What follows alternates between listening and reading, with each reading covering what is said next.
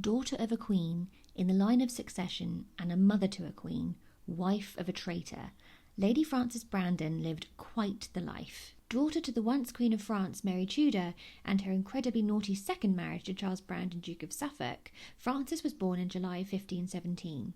As Mary didn't care for her brother's marital dealings, Frances spent unusually a lot of time at home with her mother. This was until she married Henry Grey in 1533, where she then moved to Leicester.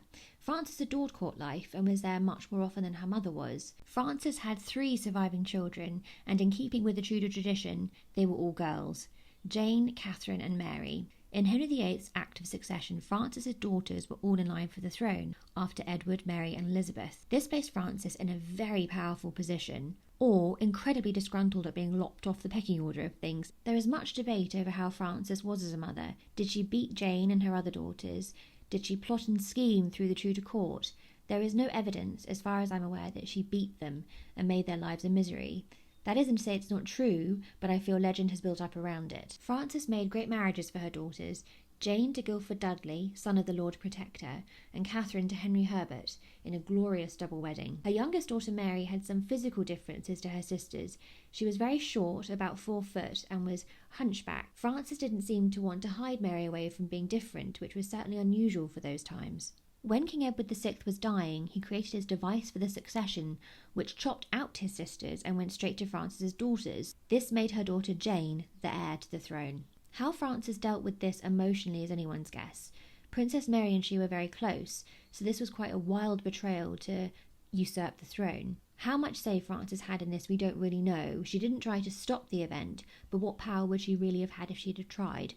When Frances's daughter was declared Queen in the Tower of London, it was obvious to all that she was deeply unhappy about it and just wanted to be back with her family. Frances was called upon to soothe Jane and assure her it was the late king and therefore God's wish she be crowned. When Mary defeated the usurping faction, it was down to Frances to try and save her family. When her husband was arrested, she went straight to Mary to plead for his life. Much to everyone's total shock, she was successful. Mary also took Catherine, Frances's second child, on as a lady-in-waiting. Sadly, her husband couldn't just leave it at that and be content. He joined the Wyatt Rebellion and Mary had had enough. She killed him for this act of treason, and their daughter Jane suffered the same fate. Frances must have been devastated and utterly panicked about what it meant for her remaining daughters.